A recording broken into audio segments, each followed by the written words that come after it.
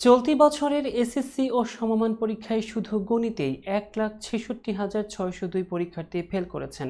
রোববার প্রকাশিত ফলাফল বিশ্লেষণ করে এমন তথ্য পাওয়া গেছে।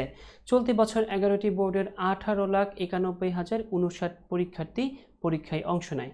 ফলাফলে ১৫,৭২,৪৩২ জন শিক্ষার্থী উত্তীর্ণ হয়। এর মধ্যে শুধুমাত্র গণিতেই ফেল করেছে ১,৬৬,৬০২ জন।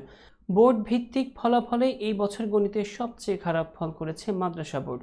বোর্ডটিতে ১২.৬৪% শিক্ষার্থী গণিতেই ফেল করেছে।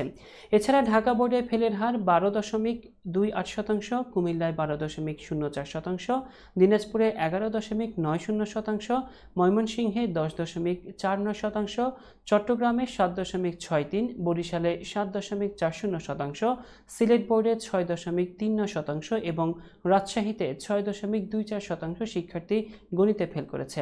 বিশ্লেষকরা বলছেন, গণিতে ফলাফল খারাপ হওয়ায় এবার জিপিএ ৫ কমেছে। গত বছর ১,৮৩,৫৭৮ জন শিক্ষার্থী জিপিএ ৫ পেলেও এবার তা ছিল ১,৮২,১২৯ জন।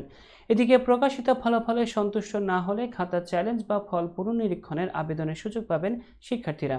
এই কার্যক্রম আজ থেকেই শুরু হয়েছে, চলবে ১৯ মে পর্যন্ত।